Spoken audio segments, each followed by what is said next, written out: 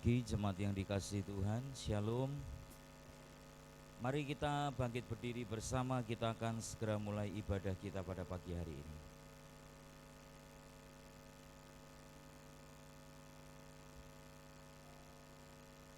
Jemaat yang dikasihi Tuhan, kita percaya bahwa ibadah kita pada pagi hari ini boleh jadi dengan satu pengakuan bahwa pertolongan kita datangnya dari Allah yang menciptakan langit dan bumi, Allah yang kaya dengan rahmat dan kasih setia, dan yang di dalam kesetiaannya Dia tidak pernah meninggalkan segala perbuatan tangannya.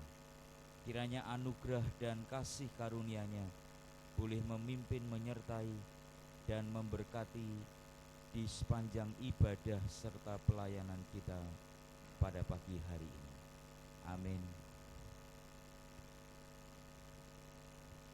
Sidang jemaat dipersilakan untuk duduk kembali. Shalom. Kita memasuki hari yang baru dengan sukacita yang baru yang Tuhan berikan kepada setiap kita.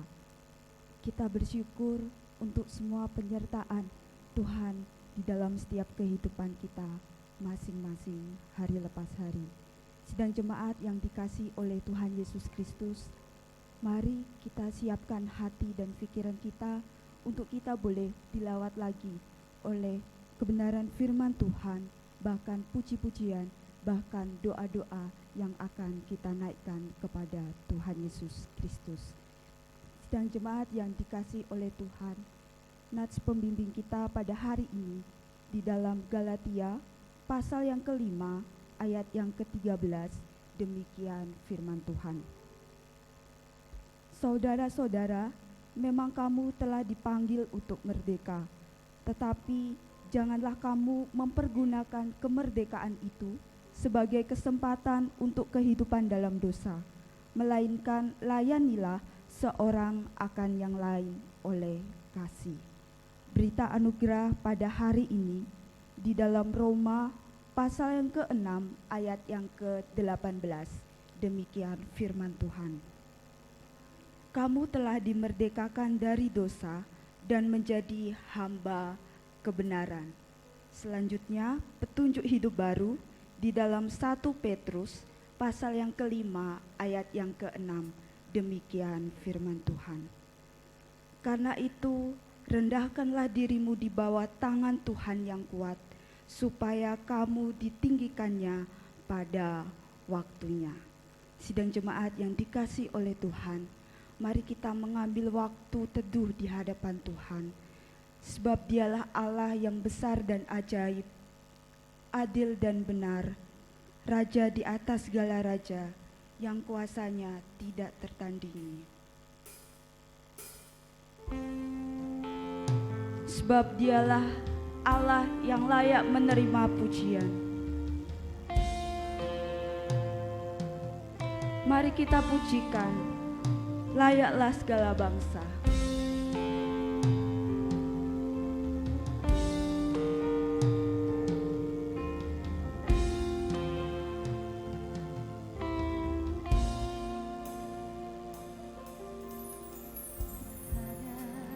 Ajaiblah karyamu, adil dan benarlah jalanmu,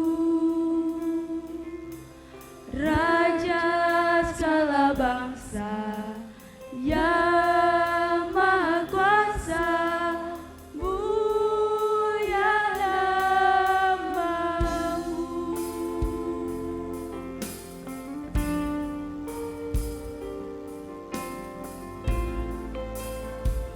Mari kita pujikan sekali lagi, besar dan ajaiblah. Besar dan ajaiblah karyamu, adil dan benarlah jalanmu, Raja segala bangsa yang Maha Kuasa, mulia nama-Mu. Layaklah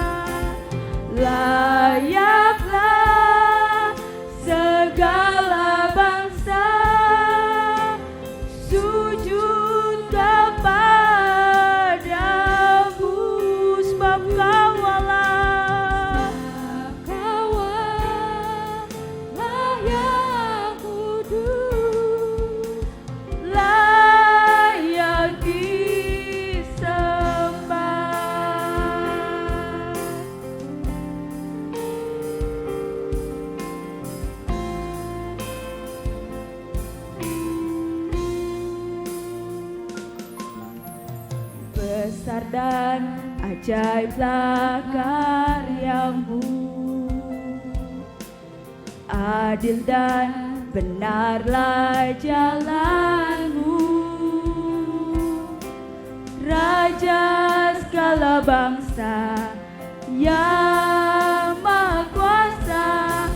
Mulia nama-Mu, layaklah segala bangsa sujud kepadamu Tuhan, kepadamu, sebab Kau-lah yang kudus, layak disembah. Layaklah segala bangsa sujud kepadamu,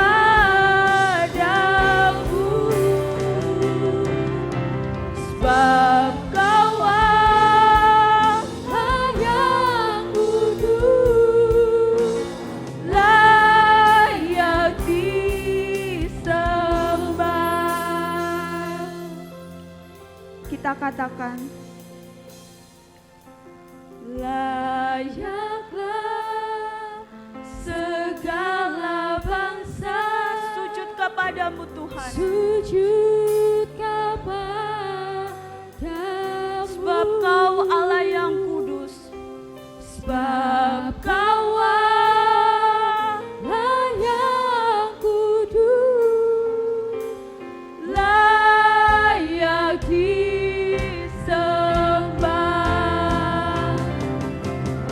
Layaklah segala bangsa sujud kepadamu,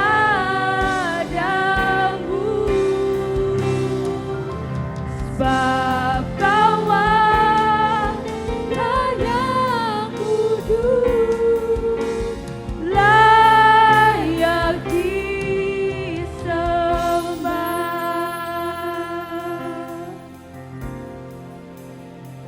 Kami datang menyembah-Mu Tuhan. Di hari ini kami mau memuji Engkau. Ini bukan rutinitas kami Tuhan, tetapi kami ingin memuji Engkau, menyembah Engkau, sebab Engkau Allah yang kudus, Allah yang besar dan ajaib kuasa-Mu Tuhan. Terima kasih Tuhan, Engkau berkati ibadah ini. Engkau lawat setiap hati dan pikiran kami. Engkau jamah Tuhan, Engkau lawat kami dengan kuasa-Mu Tuhan. Segala kuasa yang ada di dunia ini tunduk di bawah kuasa-Mu Tuhan. Terima kasih Tuhan, terima kasih Yesus. Sekarang ku memuji-Mu. Sekarang ku memuji-Mu, Allah yang setia, yang tak pernah meninggalkan perbuatan tangan-Mu.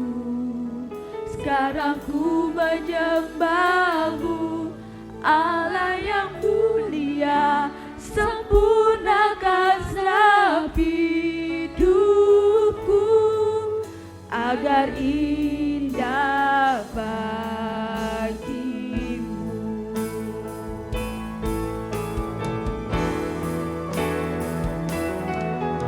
Sekarang ku memuji-Mu, Allah yang setia, yang tak pernah meninggalkan perbuatan tangan-Mu. Sekarang ku menyembah-Mu, Allah yang mulia, sempurnakan setiap hidupku agar indah bagimu.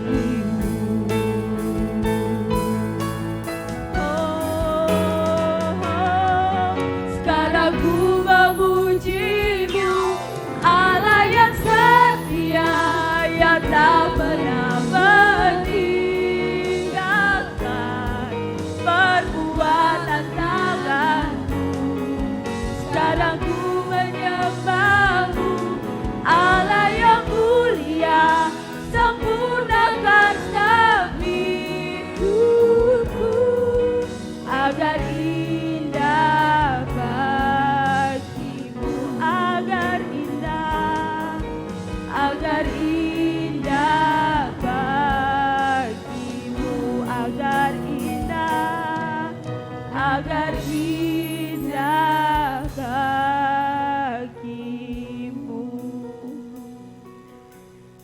kemuliaan hanya bagi Engkau Tuhan.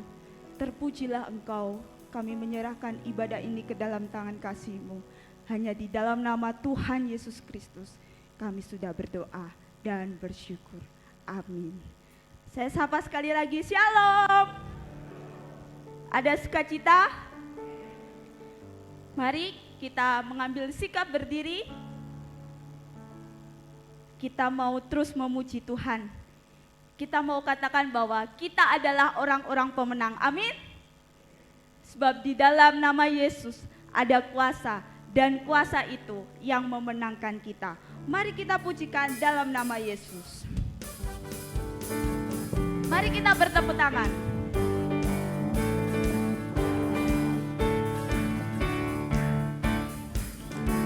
Nah Yesus, dalam nama Yesus ada kemenangan. Dalam nama Yesus, dalam nama Yesus, iblis dikalahkan. Dalam nama Tuhan Yesus, siapa dapat melawan? Dalam nama Tuhan Yesus ada kemenangan. Dalam nama Tuhan Yesus, dalam nama Yesus ada kemenangan. Dalam nama Yesus, dalam nama Yesus, iblis dikalahkan. Dalam nama Tuhan Yesus, siapa dapat melawan? Dalam nama Tuhan Yesus ada kemenangan. Ada kuasa dalam darahnya, darah domba Allah. Ada kuasa dalam darahnya, darah anak domba Allah. Ada kuasa dalam darahnya, darah domba Allah. Ada kuasa dalam darahnya, darah anak domba Allah. Katakan sekali lagi.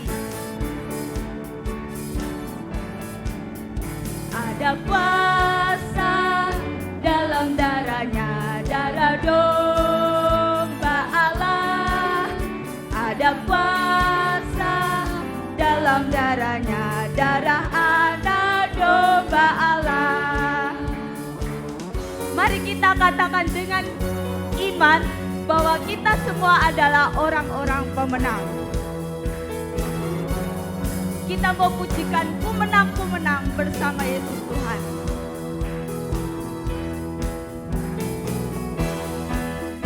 Ku menang bersama Yesus Tuhan.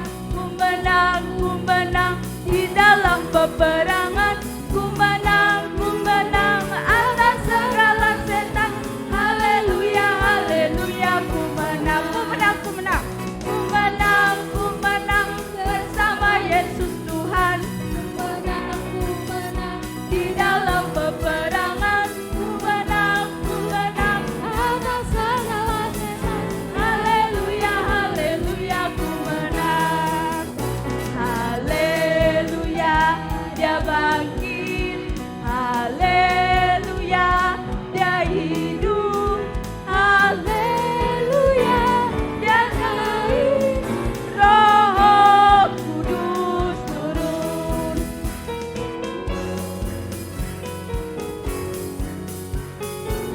Kita katakan sekali lagi, ku menang. Ku menang bersama Yesus Tuhan.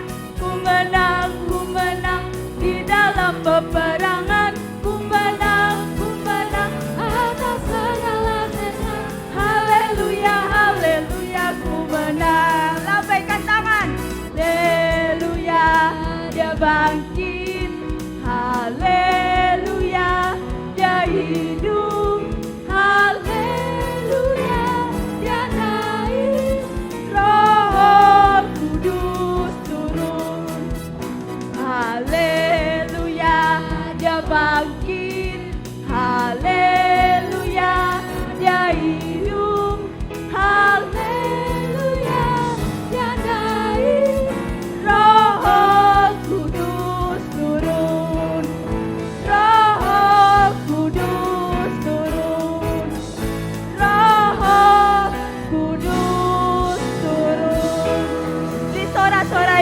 Tuhan. Sidang jemaat dipersilahkan untuk duduk kembali.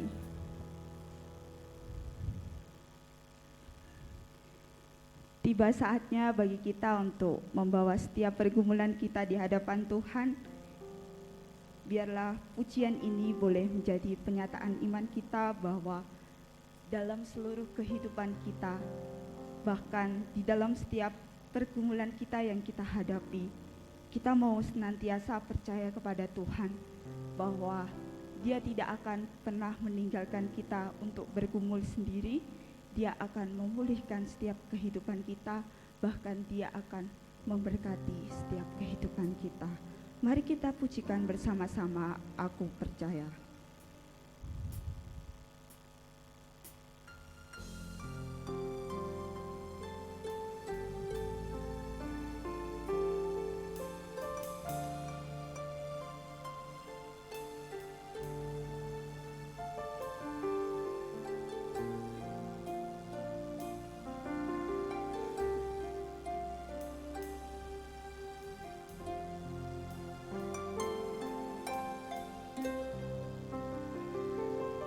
Tiada yang seperti Engkau,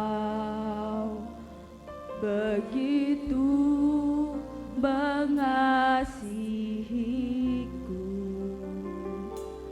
Kau Tuhan sanggup menjawab semua seru doaku. Tiada yang seperti Engkau, seperti Engkau, begitu mengasihiku, begitu mengasihiku. Kau Tuhan sanggup melawan, Kau Tuhan sanggup melawan seluruh kehidupanku. Aku percaya Tuhanku ajaib, Kau turun tangan memulihkanku. Aku percaya Tuhanku dahsyat, Kau turun tangan memberkatiku.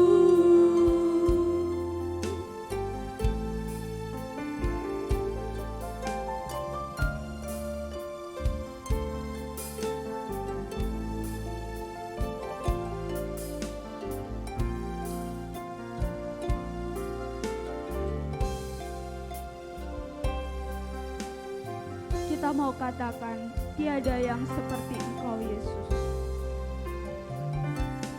Tiada yang seperti Engkau, begitu mengasihiku, begitu mengasihiku. Engkau Tuhan sanggup melawan, Tuhan sanggup melawan seluruh kehidupanku. Aku percaya Tuhanku ajaib, Kau turun tangan memulihkanku. Aku percaya Tuhanku dahsyat, Kau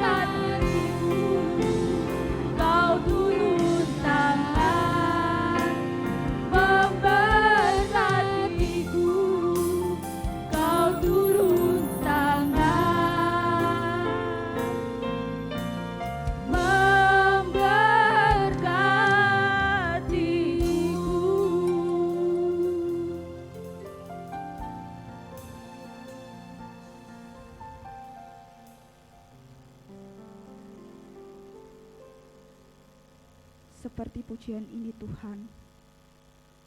Engkau tidak pernah meninggalkan kami sedetik pun. Engkau tidak pernah membiarkan kami untuk kami bergumul sendiri. Kami bersyukur untuk penyertaan Tuhan, kasih setia Tuhan di dalam setiap kehidupan kami hari lepas hari.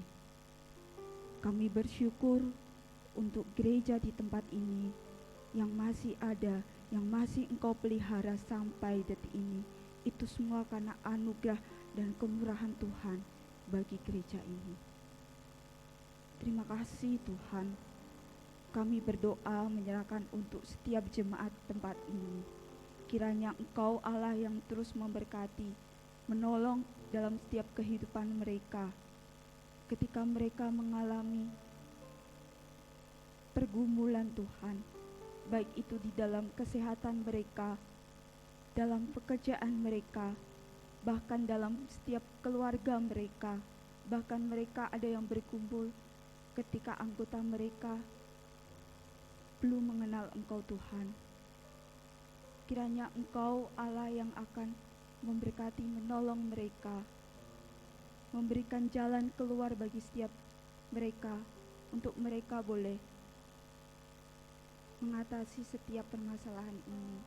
Biarlah mereka tidak berjalan sendiri dengan keputusan yang mereka ambil, tetapi mereka boleh mengandalkan Engkau Tuhan. Dan kiranya Engkau Allah yang akan memberikan kelepasan dan kelegaan kepada setiap mereka. Terima kasih Tuhan. Kami juga berdoa menyerahkan untuk setiap jemaat Tuhan di tempat ini. Kiranya Tuhan yang akan boleh memberikan pertumbuhan iman kepada setiap mereka melalui persekutuan, melalui ibadah-ibadah, bahkan melalui hubungan pribadi mereka dengan Engkau Tuhan. Kiranya boleh semakin hari mereka boleh semakin dekat kepadamu Tuhan. Mereka boleh mengalami pertumbuhan rohani yang secara dewasa di dalam Engkau Tuhan, memiliki pengenalan iman kepadamu Tuhan. Terima kasih Tuhan. Kami serahkan semuanya dalam tangan-Mu. Kami juga berdoa menyerahkan untuk setiap hamba-hamba Tuhan, bahkan majelis, bahkan pengurus komisi, bahkan aktivis yang telah Engkau panggil untuk melayani tempat ini. Kiranya Tuhan yang akan memberkati, menolong mereka, memberikan kesehatan kepada setiap mereka, memberikan hikmat bagi setiap mereka, supaya mereka boleh menjalankan setiap tugas panggilan ini dengan takut akan Engkau Tuhan. Kiranya Engkau Allah juga yang akan memberikan semangat, kekompakan, bahkan kesehatian kepada setiap mereka, supaya mereka boleh menjalankan setiap tugas tanggung jawab ini Tuhan dengan baik. Biarlah ini semua boleh hanya untuk kemajuan gereja tempat ini, boleh semakin bertumbuh dan memuliakan nama-Mu, menjadi berkat bagi lingkungan di sekitar yang belum mengenal Engkau. Terima kasih Tuhan. Kami juga berdoa menyerahkan untuk bangsa dan negara ini, bangsa Indonesia, terkhusus untuk Kota Tulungagung. Kami menyerahkan untuk setiap pemerintahan yang ada di dalamnya, orang-orang yang ada di dalamnya. Kiranya Tuhan juga yang akan memberikan hikmat kepada setiap mereka, supaya mereka boleh menjalankan setiap tugas tanggung jawabnya dengan baik, dengan takut akan Tuhan. Terima kasih Tuhan. Kami serahkan seluruhnya ke dalam tangan kasih-Mu. Kami juga berdoa menyerahkan untuk gereja-gereja di seluruh dunia, bahkan di Indonesia, bahkan di Kota Tulungagung ini Tuhan. Kami menyerahkan, biarlah gereja-gereja ini boleh dipakai oleh Tuhan untuk mengabarkan Injil-Mu Tuhan bagi lingkungan sekitar mereka Tuhan. Dan biarlah ketika orang-orang yang belum mendengarkan Injil ini, mereka boleh mendengar dan boleh menerima kabar Injil keselamatan itu Tuhan, dan mereka boleh percaya akan Engkau Tuhan. Terima kasih Tuhan, terima kasih. Engkau pakai seluruh kehidupan kami, ke dalam tangan kasih-Mu. Kiranya kami boleh menjadi berkat, kami boleh menjadi saluran berkat bagi orang-orang di sekeliling kami. Terima kasih Tuhan, kami serahkan seluruhnya ke dalam tangan kasih-Mu. Hanya di dalam nama Tuhan Yesus Kristus kami sudah berdoa dan mengucap syukur. Amin. Sidang jemaat yang dikasihi oleh Tuhan, mari saya mempersilahkan sidang jemaat untuk mengambil sikap berdiri.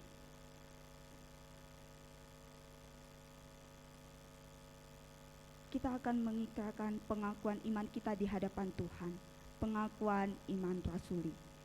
Aku percaya kepada Allah, Bapa yang Maha Kuasa, Khalik langit dan bumi, dan kepada Yesus Kristus, Anaknya yang tunggal Tuhan kita, yang dikandung daripada Roh Kudus, lahir dari anak darah Maria, yang menderita sengsara di bawah pemerintahan Pontius Pilatus, disalibkan, mati dan dikuburkan, turun ke dalam kerajaan maut, pada hari yang ketiga bangkit pula dari antara orang mati, naik ke surga, duduk di sebelah kanan Allah, Bapa yang Maha Kuasa, dan dari sana Ia akan datang untuk menghakimi orang yang hidup dan yang mati. Aku percaya kepada Roh Kudus, gereja yang kudus dan am, persekutuan orang kudus, pengampunan dosa, kebangkitan tubuh, dan hidup yang kekal. Amin. Sidang jemaat dipersilahkan untuk duduk kembali.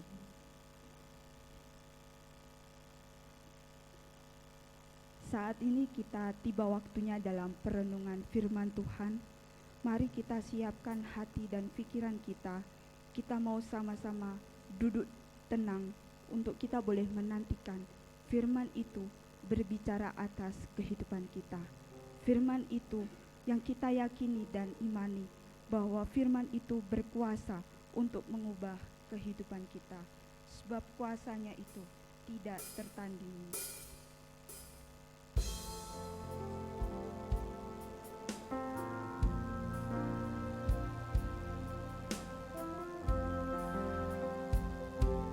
Mari kita siapkan hati kita.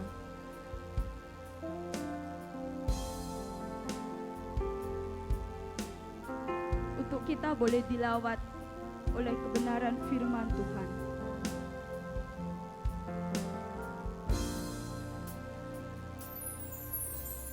Hanya Kau Tuhan penolongku,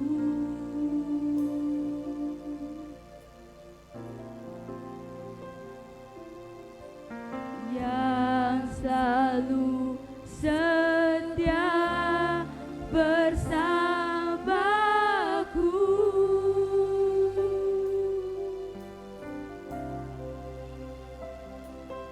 Kasih-Mu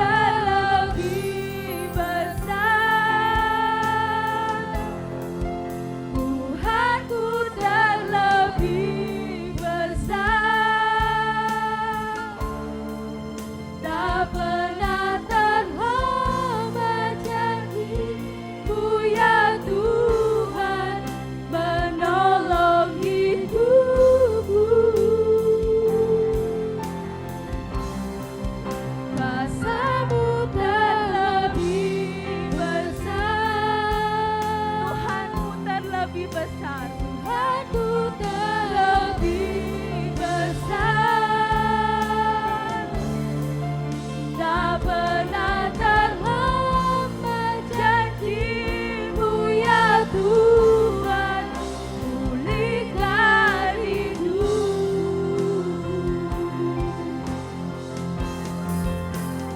Ku percaya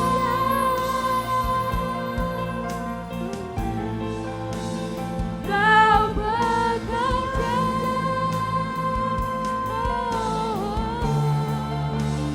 mendatangkan kebaikan di hidupku.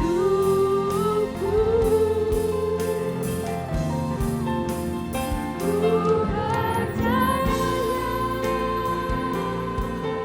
Kau bekerja, Tuhan. Kau bekerja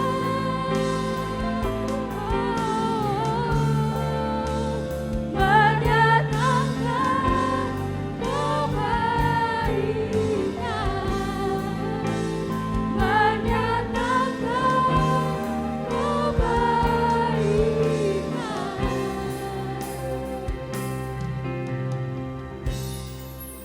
Kuasa-Mu terlebih besar.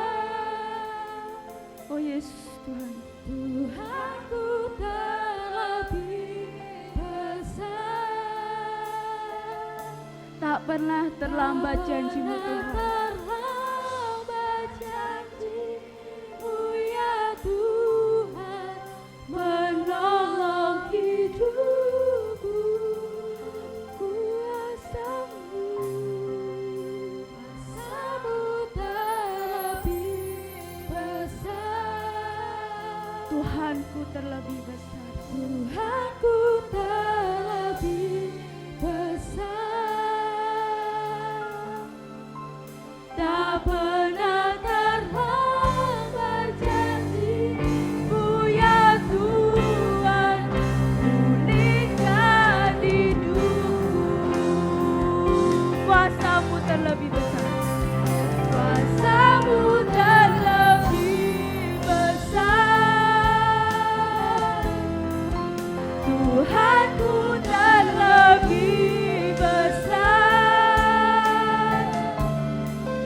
Tak pernah terlambat janji-Mu ya Tuhan, penolong hidupku.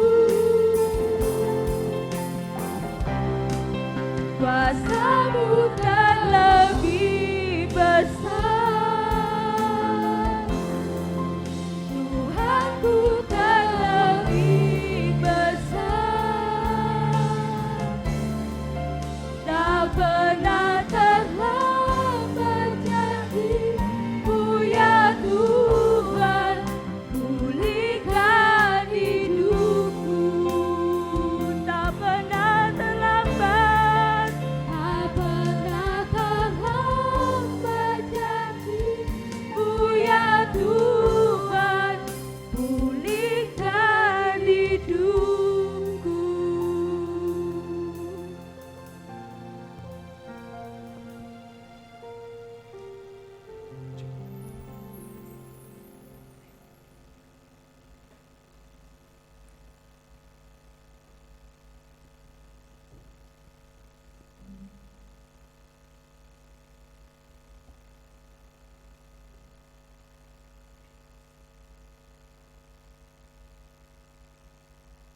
Sidang jemaat yang dikasih Tuhan, mari kita berdoa.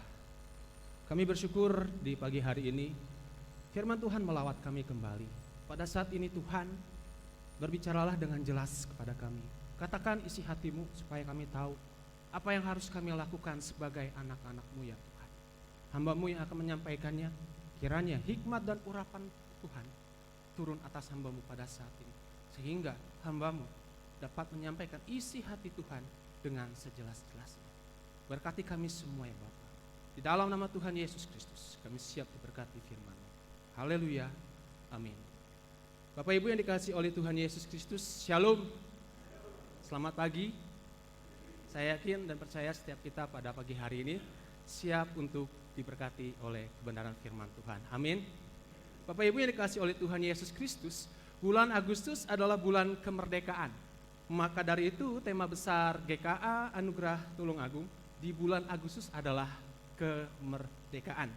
Dan tema kita minggu ini adalah merdeka dari narsisme. Sekali lagi, temanya adalah merdeka dari narsisme. Ini adalah sebuah tema yang akan menolong kita untuk keluar atau bebas merdeka dari narsisme. Mengingat setiap kita, siapapun kita, Anda dan saya, kita semua bisa menjadi orang yang narsis di dalam gereja. Dan mengingat juga sifat narsistik itu bisa menjadi sebuah masalah di dalam gereja. Bapak Ibu yang dikasih Tuhan, tentu Bapak Ibu bertanya, apa artinya merdeka dari narsisme? Bapak Ibu yang dikasih Tuhan, kalau Bapak Ibu mau tahu jawabannya seperti apa, mari kita menyimak firman Tuhan di pagi hari ini dengan sungguh-sungguh.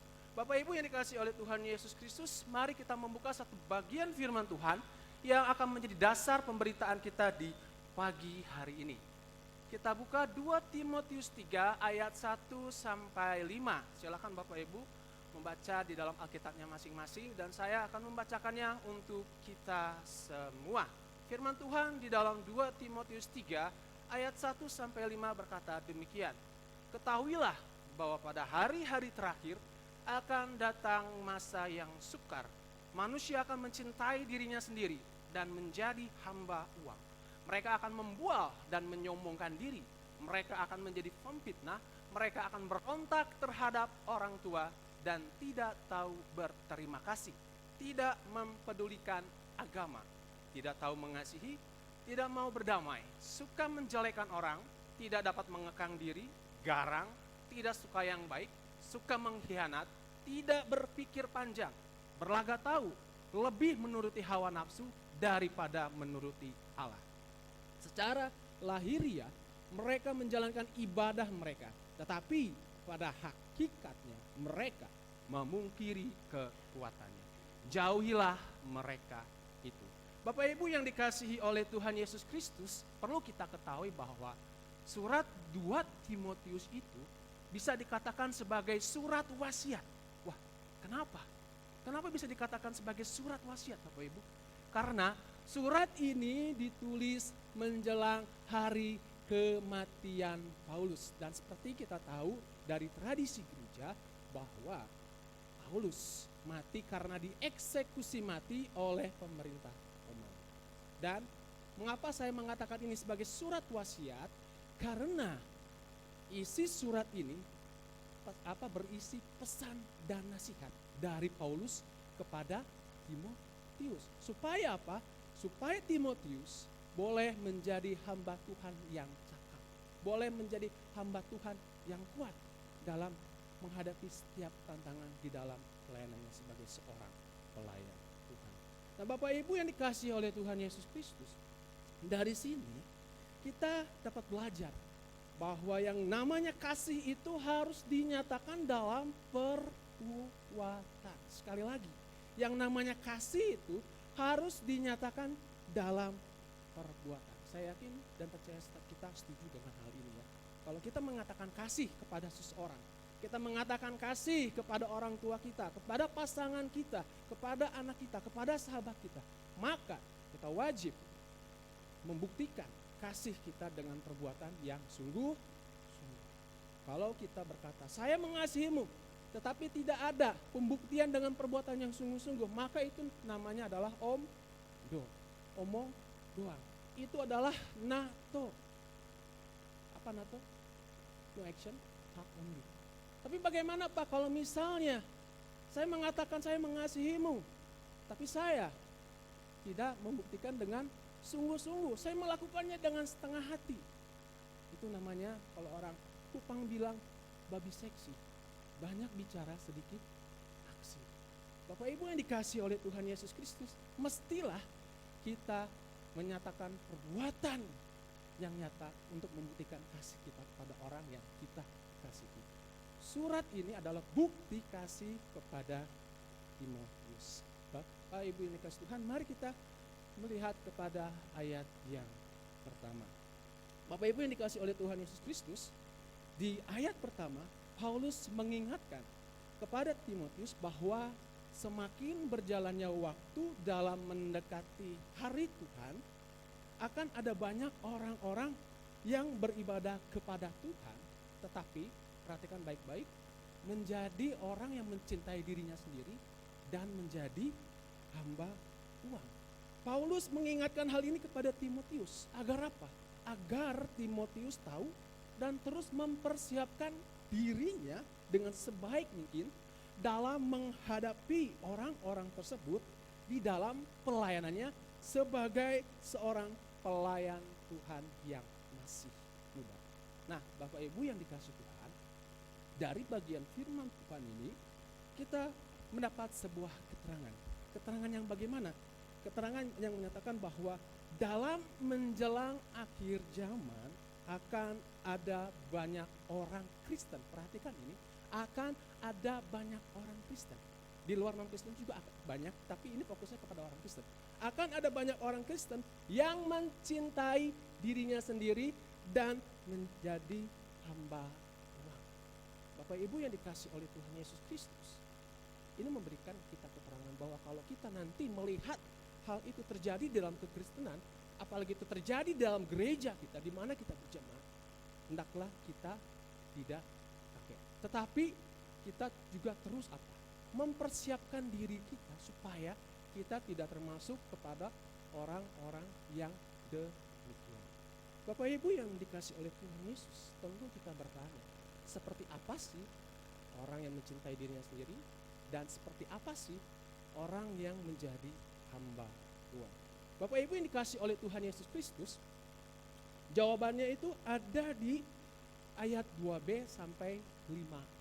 Ya, kalau Bapak Ibu ingin mengetahui orang yang mencintai dirinya sendiri, orang yang menjadi hamba uang itu, semuanya telah dikatakan Paulus di dalam ayat 2b sampai dengan ayat yang 5a. Di situ dikatakan bahwa orang yang mencintai dirinya sendiri dan menjadi hamba uang adalah mereka orang yang suka membual, orang yang suka menyombongkan diri, orang yang suka fitnah, orang yang suka berontak terhadap orang tua, orang yang tidak tahu berterima kasih, tidak peduli sama agamanya, tidak tahu mengasihi, tidak mau berdamai, suka ngejelekin orang, tidak dapat mengekang diri, orangnya garang, orangnya nggak suka yang baik, orangnya suka mengkhianat, orangnya nggak suka berpikir panjang, sok tahu, lebih menuruti hawa nafsu daripada menuruti Allah. Dan orang yang demikian adalah secara lahiriah mereka menjalankan ibadah, tetapi mereka memungkiri kekuatan Allah yang ada di dalam ibadah tersebut. Nah, Bapak Ibu yang dikasih oleh Tuhan Yesus Kristus, Paulus mengingatkan ini kepada Timotius supaya apa? Supaya ia tidak kaget jika bertemu dengan orang-orang demikian, dan tidak kaget jika melihat orang-orang ini menjadi sumber masalah di dalam gereja. Jadi Bapak Ibu yang dikasih Tuhan, sekali lagi kalau Bapak Ibu saudara-saudara menemukan atau melihat ada orang yang mencintai dirinya sendiri dan menjadi hamba uang di dalam gereja, lalu mereka buat masalah di dalam gereja, saudara-saudara jangan kaget. Sekali lagi, saudara-saudara, saya dan Anda semuanya jangan kaget. Mengapa? Sebab dari zaman para rasul, ya, orang-orang yang seperti ini sudah ada di dalam gereja. Ini bukan hal baru. Kalau Bapak Ibu kaget, berarti Bapak Ibu jarang baca Alkitab. Nah, Bapak Ibu yang dikasih oleh Tuhan Yesus Kristus, gedung gereja itu bukan tempatnya para malaikat kudus berkumpul. Tempatnya para malaikat itu ya di surga, di sekeliling takhta Allah yang kudus. Bukan di dalam gedung gereja, ya, yang terdiri dari lantai, tembok, dan atap. Bukan, ya. Gereja adalah tempat bagi orang Kristen dibentuk dan bertumbuh dalam hal kerohanian. Perlu diingat, di dalam gereja itu ada orang Kristen yang mau sungguh-sungguh bertobat, tapi juga ada orang Kristen yang tidak mau sungguh-sungguh bertobat. Jadi di dalam gereja itu kadar pertobatan tiap-tiap orang itu berbeda-beda. Ada kadar pertobatan yang tinggi, ada kadar pertobatan yang rendah. Nah, ciri-ciri orang yang tidak mau sungguh-sungguh bertobat, dua diantaranya sudah disebutkan oleh Paulus, yaitu hidupnya sampai saat ini masih mencintai dirinya sendiri terlalu berlebihan dan menjadi hamba uang.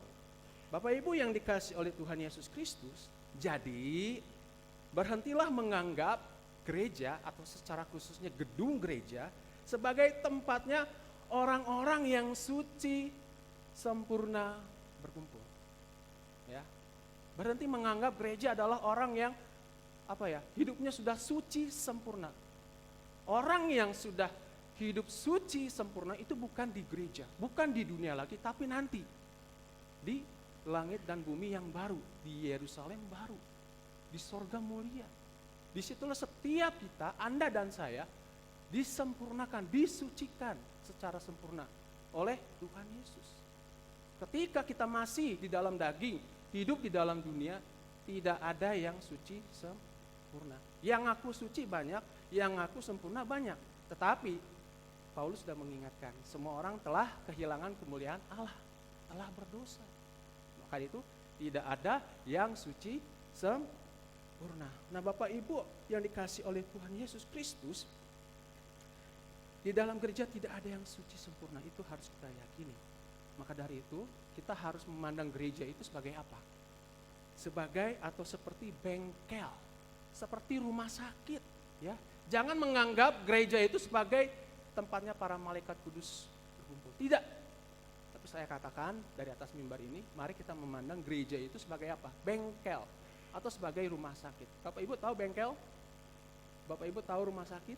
Bengkel adalah tempat barang rusak diperbaiki. Rumah sakit tahu? Tempat orang-orang sakit disembuhkan. Nah, gereja itu seperti itu. Tempat orang-orang yang dulu hidup di dalam dosa diperbaiki. Orang yang rusak karena dosa, yang lemah karena dosa, yang tercabik-cabik karena dosa, di dalam gereja dikuatkan, dipulihkan. Jadi gereja itu bukan tempatnya para malaikat kudus. Ya. Orang-orang Kristen yang masih bergumul dengan dosa, dengan kelemahan, itu dikuatkan, diperbaiki hidupnya dengan apa? Dengan cara dibimbing dengan firman Tuhan dan diarahkan untuk taat pada kuasa firman Tuhan dan Roh Kudus di dalam persekutuan yang saling mengasihi dan saling melayani. Itulah gereja, itulah bagaimana kita harus memandang gereja. Bapak Ibu yang dikasihi oleh Tuhan Yesus Kristus, di dalam gereja orang Kristen akan bertemu dengan orang Kristen lainnya yang ingin sama-sama diperbaiki, dibentuk, bertumbuh di dalam Tuhan. Di dalam pertemuan itu pasti akan ada gesekan, pasti akan ada benturan. Mengingat tadi kan, setiap kadar pertobatan orang itu berbeda-beda. Ada yang tinggi, ada yang sedang, ada yang rendah. Bertemu dalam satu tempat, pasti akan ada gesekan, pasti akan ada benturan. Bapak Ibu yang dikasihi oleh Tuhan Yesus Kristus. Tetapi kita perlu ingat, semuanya itu adalah bagian dari proses pembentukan seseorang di dalam Tuhan. Ya, gesekan, benturan itu adalah proses dari pembentukan Tuhan. Bapak Ibu yang dikasihi Tuhan, lihatlah mimbar ini. Mimbar ini indah, ya, bagus. Tapi perlu diketahui, bagus ini karena apa? Karena dulunya mimbar itu dihajar sama martil, digesek sama amplas. Akhirnya jadilah mimbar yang bagus. Kalau kita mau jadi orang yang tanda kutip bagus, kuat di dalam Tuhan, maka jangan lari dari yang namanya gesekan. Jangan lari dari namanya benturan. Amsal juga berkata kan, besi menajamkan besi, manusia menajamkan sesamanya. Jadi ketika Bapak Ibu melihat benturan, gesekan di dalam gereja, jangan mundur dari gereja, jangan malas-malasan pergi ke gereja, mengundurkan diri dari pelayanan, mengundurkan diri dari persekutuan, apalagi sampai pindah gereja. Kalau Bapak Ibu melakukan itu, mohon maaf, iman Bapak Ibu, karakter Bapak Ibu sebagai orang Kristen, sebagai anak-anak Tuhan, ya gitu-gitu aja, bahkan akan semakin terdiam. Terus bagaimana Pak kalau saya sudah pindah gereja? Dua hal yang mesti dilakukan. bisa kembali ke gerejanya atau tetap di gereja yang baru dan berkomitmen untuk tidak pindah-pindah lagi. Gesekan, benturan adalah bagian atau cara Tuhan membentuk kita. Ingat, ya, pembentukan selalu ada pembenturan. Terbentur, akhirnya terbentuk. Ya, itu prinsipnya Bapak Ibu. Terbentur, akhirnya Jadi kalau ada benturan, gesekan di gereja, jangan langsung mutung, ya, jangan langsung kecewa, apalagi sampai pindah gereja. Nah, Bapak Ibu yang dikasihi oleh Tuhan Yesus Kristus, maka dari itu, apabila saudara menemukan gesekan, masalah di dalam gereja, jangan kabur dari gereja. Pandang itu dari sisi yang benar. Pandang itu dari sisi yang positif dan bertahanlah. Maka iman akan bertumbuh dan karakter yang baru yang lebih kuat akan terbentuk dalam diri saudara-saudara sekalian. Bapak Ibu yang dikasihi Tuhan, apabila kita memandang gereja sebagai tempat suci bagi manusia yang suci sempurna, kita akan menjadi sangat mudah kecewa dan sangat mudah marah terhadap gereja kita. Ya, apabila kita menemukan jemaat yang masih hidup di dalam dosa-dosanya, apabila kita melihat hamba Tuhan kita hidupnya secara tidak benar di dalam gereja, kita akan mudah marah, mudah kecewa terhadap gereja. Akhirnya apa? Yang saya bilang tadi, berhenti di gereja, mengundurkan diri dalam pelayanan, dan lebih parahnya lagi, pindah gereja. Bapak Ibu yang dikasihi oleh Tuhan Yesus Kristus, mari kita memperhatikan ayat yang kelima. Ya, di ayat yang kelima firman Tuhan berkata demikian, secara lahiriah mereka menjalankan ibadah mereka, tetapi pada hakikatnya mereka memungkiri kekuatannya. Jauhilah mereka itu. Perhatikan Bapak Ibu, ya, orang yang mencintai dirinya sendiri, orang yang menjadi hamba Tuhan, tetap mengklaim dirinya adalah orang Kristen, orang yang beribadah kepada Allah, kepada Tuhan. Ya, perhatikan ini baik-baik Bapak Ibu. Kalau kita memperhatikan ayat ini dengan baik-baik, maka kita akan bertanya demikian. Mengapa ada orang Kristen yang suka beribadah, tapi ujung-ujungnya tetap menjadi orang yang mencintai dirinya sendiri dan menjadi hamba Tuhan? Pasti kita akan bertanya demikian. Iya ya, kenapa ya? Mungkin Bapak Ibu juga melihat, ya kan, melihat ada orang sering datang ke gereja, tapi hidupnya itu kayak gitu-gitu aja gitu. Bahkan hidupnya makin parah. Pasti Bapak Ibu pernah melihat itu dan menemukan itu, entah itu di gereja ini atau di gereja luar. Bapak Ibu yang dikasihi Tuhan, mengapa ini bisa terjadi? Karena begini Bapak Ibu, berdasarkan ayat 5 itu juga, karena mereka tidak memberikan diri mereka untuk diubah oleh kuasa Tuhan yang terpancar. Ya, perhatikan ini, mereka tidak memberi diri mereka untuk dirubah oleh kuasa Tuhan yang terpancar lewat unsur-unsur ibadah. Unsur-unsur ibadah itu apa? Ada doa, ada pujian, ada merenungkan firman Tuhan, dan lain sebagainya. Nah, orang-orang yang demikian ketika memuji Tuhan dalam ibadah, pikirannya itu tidak tertuju kepada Tuhan. Dan hati mereka tidak meresapi pujian yang dinyanyikan. Ketika mereka berdoa, mereka tidak berdoa dengan sungguh-sungguh kepada Tuhan. Ketika mendengarkan khotbah, mereka tidak fokus mendengarkan khotbah. Sekalinya fokus mendengarkan khotbah, ia tidak membiarkan khotbah itu untuk menegur dirinya, ya, atau membiarkan firman Tuhan itu menjadi rema yang menghibur atau menguatkan dirinya. Itulah mengapa ada orang yang ke gereja, tetapi hidupnya tetap ya gitu-gitu aja gitu, dan bahkan semakin parah. Nah Bapak Ibu yang dikasihi Tuhan, maka dari itu kalau kita ke gereja, marilah kita sungguh-sungguh doa, sungguh-sungguh memuji Tuhan, sungguh-sungguh mendengarkan firman Tuhan, sungguh-sungguh, ya, supaya kita tidak menjadi orang-orang yang dikatakan Paulus, mencintai dirinya sendiri dan menjadi hamba Tuhan, dan lain sebagainya. Nah Bapak Ibu yang dikasihi oleh Tuhan Yesus Kristus, mari kita kembali kepada tema kita di pagi hari ini. Temanya adalah merdeka dari narsisme. Saya yakin dan percaya setiap kita sudah pernah mendengar istilah narsistik atau narsisme, apalagi saudara-saudara yang masih muda, yang masih tergolong ABG, ya, pasti nggak aneh dengan istilah ini, narsistik, narsisme. Nah, Bapak Ibu yang dikasih oleh Tuhan Yesus Kristus, narsisme adalah orang yang narsistik. Nah, narsistik itu adalah suatu kepribadian yang menganggap dirinya lebih penting dari orang lain, dan suatu kepribadian yang menganggap dirinya selalu merasa lebih benar dari orang lain, sehingga tidak memiliki empati kepada orang lain dan tidak percaya kepada orang lain. Narsistik itu berangkat dari rasa cinta terhadap diri sendiri yang berlebihan. Nah, apabila kita melihat artinya ini, maka orang yang narsistik adalah orang yang termasuk ke dalam kategori orang yang mencintai dirinya sendiri. Tepat seperti apa yang dikatakan Paulus di ayat yang kedua. Bapak Ibu yang dikasih Tuhan, oleh karena konteks dari teks ini adalah jemaat atau gereja, maka pertanyaannya adalah seperti apakah orang narsistik itu di dalam gereja? Seperti apakah mereka yang narsisme di dalam gereja?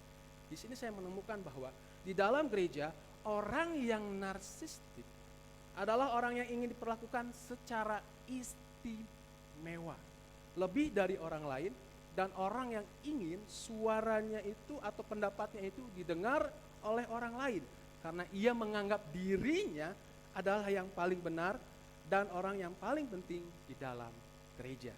Selain itu, ia tidak punya empati dan tidak mempercayai orang lain. Kenapa bisa demikian? Lagi-lagi kembali, akarnya adalah cinta akan diri sendiri yang berlebihan. Nah, Bapak Ibu yang dikasihi oleh Tuhan Yesus Kristus, saya ingatkan kembali seperti yang saya katakan di awal, semua orang bisa menjadi orang yang narsisme atau memiliki sifat narsistik yang akut di dalam dirinya masing-masing. Ingat ya, semua. Itu artinya apa? Saya pun sebagai hamba Tuhan, Bapak Ibu di tempat ini, saya pun sadar atau tidak sadar, saya pun bisa menjadi orang yang narsistik. Narsisme. Apalagi saya hamba Tuhan, punya jabatan, dihormati, dihargai. Bisa saja dengan mudah saya menjadi orang yang narsistik. Nah, Bapak Ibu yang dikasih oleh Tuhan Yesus Kristus, seseorang bisa menjadi narsistik di dalam gereja. Pertama, karena orang itu tidak memahami firman tentang kasih, tentang pelayanan dan kerendahan hati. Mungkin dia tahu firman Tuhan, sering baca, tapi tidak memahaminya dengan baik dan benar. Khususnya firman Tuhan yang membahas tentang kasih, pelayanan dan kerendahan hati. Nah, itulah yang bisa membuat seseorang menjadi narsistik di dalam gereja. Yang kedua, seseorang bisa narsistik atau narsisme itu karena apa? Karena hatinya bebal, karena ada yang hendak diraih. Maksudnya gimana? Maksudnya begini, orang itu tahu firman Tuhan, bahkan mungkin paham akan firman Tuhan, tetapi karena ada sesuatu yang ingin diraih, dituju, maka ia akan membebalkan hatinya, dia akan mengeraskan hatinya. Untuk apa? Untuk meraih tujuan, meraih pujian. Bapak Ibu yang dikasih Tuhan, setiap kita sekali lagi bisa menjadi orang yang narsistik. Maka dari itu, pahami firman Tuhan. Dan jangan bebalkan hati kalau kita melihat diri kita narsistik di dalam gereja. Dengan demikian kita pasti akan bebas lepas dari yang namanya narsisme atau narsistik. Nah, Bapak Ibu yang dikasih oleh Tuhan Yesus Kristus, mari kita memperhatikan kembali ayat yang kelima. Perhatikan, di situ ada kalimat terakhir yang berbunyi, jauhilah mereka itu. Perhatikan kalimat jauhilah mereka itu. Apa maksudnya? Apakah maksudnya kita harus menjauhi orang-orang yang narsistik? Orang-orang yang sedang mengidap narsisme? Mari kita cari tahu Bapak Ibu. Mari kita melihat dalam terjemahan lain supaya kita tahu maksudnya apa. Ya. Nah, Bapak Ibu, dalam hal ini saya memakai referensi literatur dari Alkitab SP ya, American Standard Version ya. Nah, di dalam Alkitab terjemahan American Standard Version, bagian ini diterjemahkan dalam kalimat from this also turn away. Ya, yang artinya apa? Dari hal ini juga berpalinglah. Jadi jelas Bapak Ibu, maksud perkataan Paulus ini bukan memberi perintah kepada para pembacanya, memberi perintah kepada kita untuk menjauhi orang-orang yang narsistik. Tidak. Paulus sedang tidak memberi perintah kepada kita semua untuk menjauhi orang-orang yang narsistik. Tetapi Paulus memerintahkan kita untuk menghindar ya dari sifat-sifat durhaka itu. Yang salah satunya adalah sifat narsistik yang termasuk kepada kategori orang yang mencintai dirinya sendiri. Nah, Bapak Ibu yang dikasihi oleh Tuhan Yesus Kristus, maka berdasarkan ayat ini kita harus merdeka dari narsisme.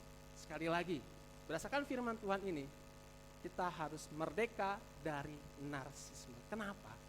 Supaya kita dapat mengistimewakan Tuhan saja. Ya, supaya kita sungguh-sungguh boleh mengistimewakan Tuhan Yesus yang telah menjadi juru selamat kita. Ya, bukan mengistimewakan diri sendiri atau orang lain. Ya. Kita harus merdeka dari narsistik atau dari narsisme supaya kita dapat mengistimewakan Tuhan Yesus Kristus yang adalah juru selamat kita semua. Nah, Bapak Ibu, yang kedua, supaya apa? Supaya kita dapat saling mengasihi, saling melayani saudara seiman yang segereja. Bapak Ibu yang dikasihi oleh Tuhan Yesus Kristus. Galatia 5 ayat 13 tadi sudah dibacakan. Kita ini sudah dimerdekakan. Supaya kita sungguh-sungguh merdeka, Kristus telah memerdekakan kita. Ya, Paulus menghendaki kita tidak memakai kemerdekaan kita sebagai kesempatan untuk berbuat dosa, melainkan sebagai kesempatan untuk melayani satu dengan yang lain dengan benar. Jadi kita harus merdeka supaya apa? Yang kedua, supaya dapat saling mengasihi, saling melayani saudara seiman, saudara yang segereja. Bapak Ibu yang dikasihi oleh Tuhan Yesus Kristus, lalu bagaimana caranya supaya dapat merdeka dari narsisme atau narsistik? Nah, sebelum saya menjelaskan hal ini, kita perlu tahu bahwa sesungguhnya tadi seperti yang dikatakan Paulus di dalam Galatia, ya, kita sudah dimerdekakan. Bahkan di dalam Roma 6 ayat 18 pun tadi sudah dijelaskan bahwa kita sudah dimerdekakan dan menjadi hamba kebenaran. Ya, tetapi kita masih hidup dalam daging. Yesus pernah bilang kan, roh penurut tapi daging lemah. Kita memang sudah dimerdekakan dari kuasa dosa, dari hukuman dosa. Tetapi oleh karena kita masih hidup di dalam daging, seringkali di dalam kehidupan kita sehari-hari, kita melakukan perbuatan dosa. Nah, supaya kita lepas dari perbuatan dosa ini, apa? Nah, kita harus lihat ayat ini, firman Tuhan ini berkata apa? Di ayat 5, ya, berdasarkan ayat 5 ini, seseorang harus melepaskan diri dari sisi narsistik dengan cara beribadah sungguh-sungguh, seperti yang saya bilang tadi. Ya, beribadah sungguh-sungguh. Nah, Bapak Ibu yang dikasihi oleh Tuhan Yesus Kristus, bukan sihir, bukan sulap. Ini cangkir yang kosong, tidak ada air. Tidak ada air, Bapak Ibu. Cangkirnya kosong. Sekarang kalau cangkir ini diisi air, apa yang akan terjadi? Cangkir ini bisa terisi penuh oleh air, dan airnya bisa dinikmati. Tapi bagaimana kalau misalnya cangkir ini saya isi dengan sampah? Terus apa lagi? Ya, udahin aja sampahnya. Dengan berbagai macam sampah. Mungkin dimasukin sampah plastik, sampah tisu. Kalau diisi air bagaimana? Cangkir ini tidak akan penuh dengan air, dan airnya tidak bisa dinikmati. Lewat perumpamaan ini apa? Maksudnya kalau kita beribadah kepada Tuhan seperti cangkir kosong. Maksudnya kosong ini bukan kosong pikirannya. Kalau kosong pikirannya berarti kita kesurupan datang ke gereja. Bukan seperti itu. Artinya apa? Kita datang kepada Tuhan dengan sikap yang rendah hati. Kita datang ke gereja dengan kehausan, ingin dipenuhi oleh hadirat Tuhan, oleh firman Tuhan. Jangan kita datang dengan tidak rendah hati, dengan kesombongan, dengan kebanggaannya semua. Tanggalkan itu semua. Datanglah dengan kerendahan hati dan jadi orang yang sungguh-sungguh haus untuk diisi oleh kuasa Tuhan. Ingat ya, ibadah itu adalah dalam ibadah itu ada kuasa Tuhan yang terpancar. Kalau kita membaca buku teologi sistematika Intus, saya lupa, di situ dikatakan bahwa ibadah itu adalah sarana kasih karunia Allah bagi orang-orang percaya. Ya, di dalam ibadah, di dalam tiap unsur-unsur ibadah itu ada kuasa Allah yang terpancar. Maka kalau kita berdoa, berdoalah sungguh-sungguh. Ketika pemimpin pujian WL suruh kita berdoa, ya kita berdoa dengan bahasanya kita masing-masing. Kita berdoa dalam hati. Jangan sampai pikiran kita kemana-mana. Kalau WL menyuruh kita memuji Tuhan, kita memuji Tuhan. Nikmati lirik tiap liriknya, kata tiap katanya. Kalau ada hamba Tuhan memberitakan firman Tuhan, kita mendengarkan baik-baik.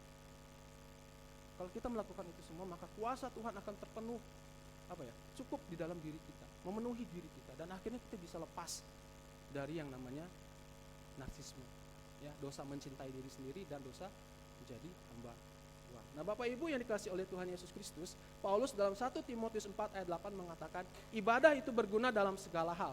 Itu artinya apa? Ibadah berguna untuk membuat seseorang merdeka dari narsistik. Maka dari itu sekali lagi, mari kalau kita beribadah, ibadahlah sungguh-sungguh kepada Tuhan.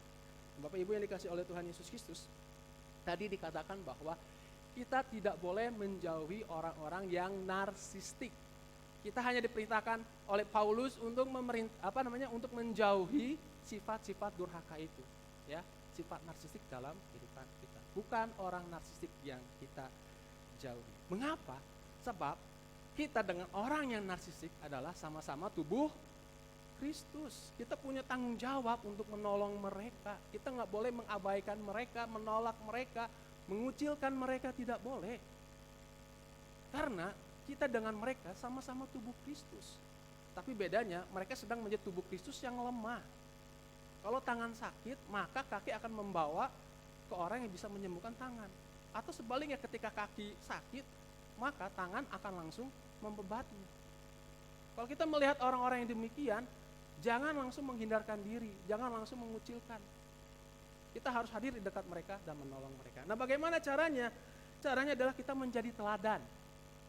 Matius 7 ayat 12 berkata demikian, kurang lebih kalau saya bahasakan sehari-harinya.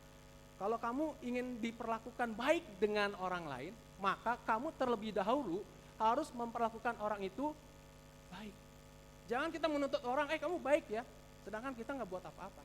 Nah, firman Tuhan di dalam Matius 7 ayat 12 itu, ya kamu baik dahulu, baru orang lain pasti akan baik kepada kamu. Nah, dalam hal itu sama, kita harus jadi teladan, kita harus jadi inspirasi, motivasi bagi orang narsistik supaya mereka lepas keluar dari sisi narsistiknya. Yang kedua, dengan apa? Dengan cara menjadi pendoa bagi mereka. Ingat, mereka sedang berada di dalam kuasa si jahat. Dan kuasa si jahat itu adalah musuh kita. Di dalam Efesus 6 ayat 12 sudah diingatkan, lawan kita adalah penguasa-penguasa di udara, yaitu iblis dengan konco-konconya. Dan mereka dapat dikalahkan, ya, salah satunya dengan doa. Doa itu bisa menjadi perisai dan pedang, sama dengan firman. Kalau kita baca, perhatikan baik-baik Efesus 6, kita tahu bahwa doa itu bisa menjadi senjata bagi si jahat. Nah, orang yang sedang di dalam kenarsistikan itu sedang dipengaruhi oleh kuasa si jahat. Kuasa jahat bisa dikalahkan salah satunya dengan doa-doa kita. Kita harus tolong mereka, kita harus bantu mereka. Jangan jauhi mereka, jangan benci mereka. Itulah mengapa Tuhan bilang, kasihilah musuhmu. Karena orang yang memusuhimu sedang di bawah pengaruh kuasa si jahat yang merupakan musuh kita satu-satunya di dalam Tuhan. Kita tidak memusuhi orang, tapi kita memusuhi kuasa jahat. Kuasa jahat bisa dikalahkan dengan doa. Nah, Bapak Ibu yang dikasihi oleh Tuhan Yesus Kristus, kesimpulannya apa? Mereka dari narsisme atau narsistik, artinya lepas dari keadaan yang terlalu mencintai dirinya sendiri. Mereka dari narsisme itu penting supaya dapat mengistimewakan Tuhan Yesus dan supaya dapat mengasihi saudara yang seiman dan segereja. Untuk merdeka dari sifat narsistik, setiap orang Kristen harus beribadah sungguh-sungguh. Menjadi teladan dan pendoa bagi orang yang narsistik adalah cara terbaik dalam menolong orang yang narsistik keluar dari sifat narsistiknya atau sifat narsismenya. Demikianlah firman Tuhan di pagi hari ini. Saya berdoa, setiap kita, siapapun Anda, saya dan kita semua, boleh menjadi orang yang merdeka dari narsisme. Amin Bapak Ibu. Mari kita berdoa. Tuhan, terima kasih firman Tuhan telah memberkati kami di pagi hari ini. Mampukan kami, tolong kami untuk menjadi orang yang lepas merdeka dari narsisme. Terima kasih Tuhan, di dalam nama Tuhan Yesus kami berdoa dan mengucap syukur untuk kebenaran firman-Mu. Amin.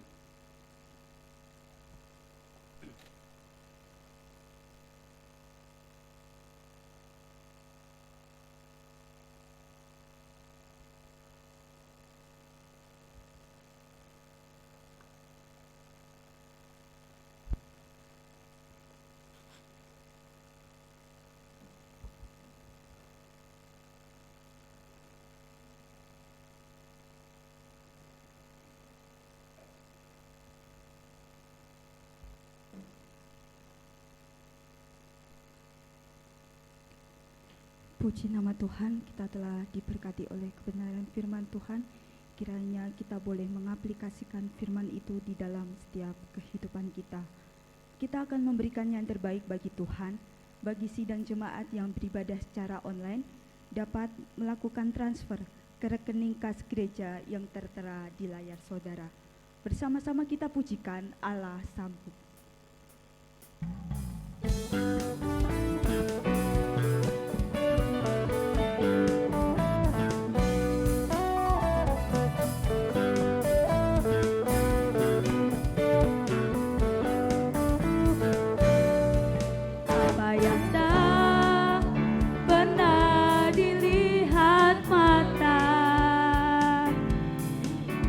Pernah didengar telinga, yang tak pernah timbul di dalam hati, semua disediakannya bagi yang mengasihi Dia. Apa yang tak pernah dilihat mata, yang tak pernah didengar telinga, yang tak pernah timbul di dalam hati, semua disediakannya bagi yang mengasihi Dia. Allah sanggup, Allah sanggup melakukan segala perkara, dulu, sekarang, dan selamanya. Kuasanya tidak berubah. Allah sanggup melakukan segala perkara, dulu, sekarang, dan selamanya. Kuasanya tak berubah.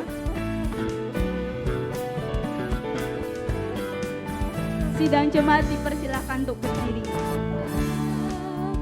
Pernah dilihat mata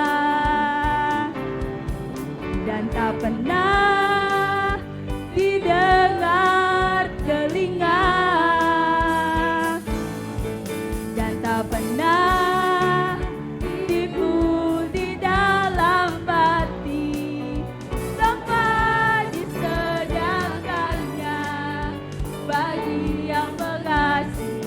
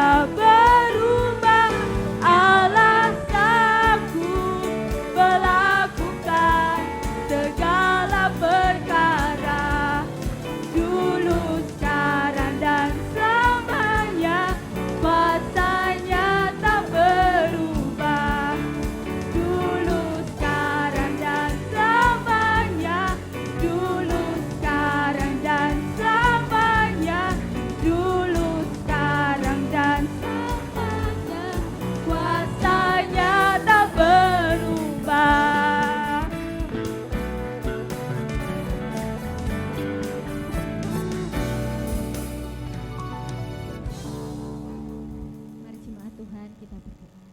Bapa kami dalam kerajaan surga, kami mengucap syukur ya Tuhan untuk setiap kasih dan kemurahan Tuhan di dalam kehidupan kami hari lepas hari. Bahkan sampai hari ini kami boleh beribadah dengan baik, tidak terhalang oleh suatu apapun. Sebagai wujud syukur kami kepadamu ya Tuhan, kami telah mengumpulkan persembahan kami. Kiranya Tuhan Kau berkenan untuk sucikan, Tuhan yang kuduskan, Tuhan layakkan, Tuhan pakai bagi pekerjaan tangan Tuhan di tempat ini. Kami pun berdoa menyerahkan untuk setiap mereka yang mengelolanya. Kiranya Tuhan Kau berikan hikmat bijaksana-Mu sehingga mereka boleh mengelola dengan baik.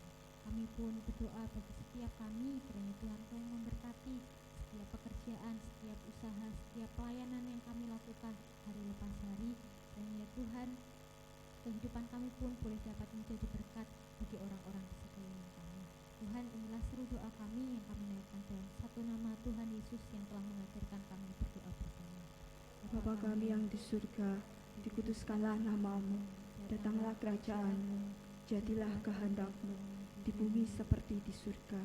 Berikanlah kami pada hari ini makanan kami yang secukupnya, dan ampunilah kami akan kesalahan kami, seperti kami juga mengampuni orang yang bersalah pada kami. Dan janganlah bawa kami ke dalam pencobaan, tetapi lepaskanlah kami daripada yang jahat. Karena Engkau-lah yang punya kerajaan, dan kuasa, dan kemuliaan sampai selama-lamanya. Amin. Jemaat masih dengan sikap berdiri. Kita akan mengakhiri serangkaian ibadah pada hari ini. Doa penutup dan doa berkat akan disampaikan oleh Bapak Pendeta Yohanes Krisnadi. Mari kita pujikan doksologi.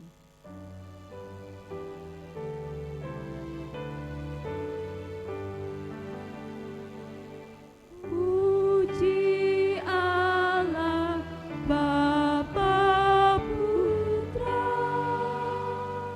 puji Allah Roh Kudus, ketiganya yang esa, mohon sabar sumber berkat. Amin. Mari jemaat Tuhan, kita akan berdoa bersama.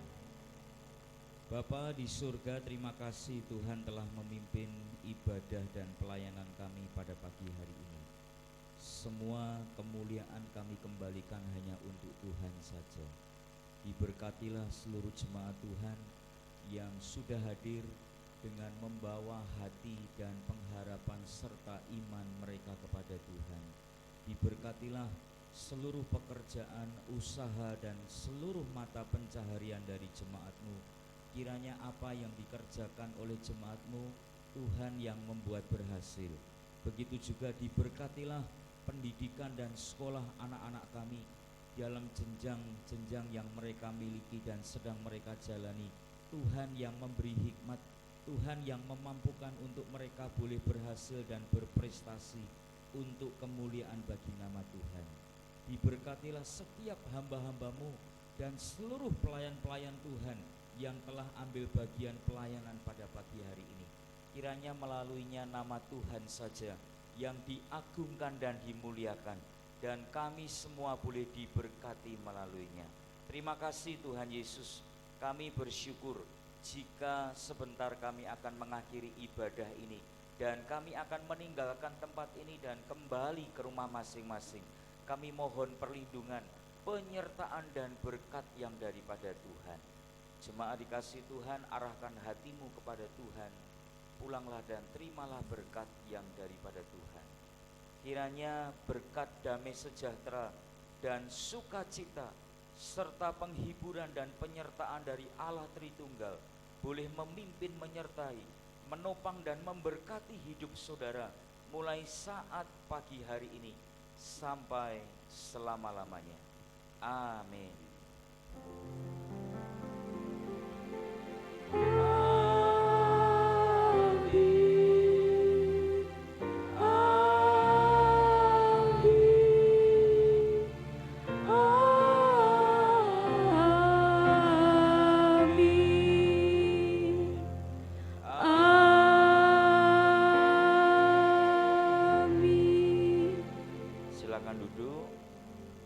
saat teduh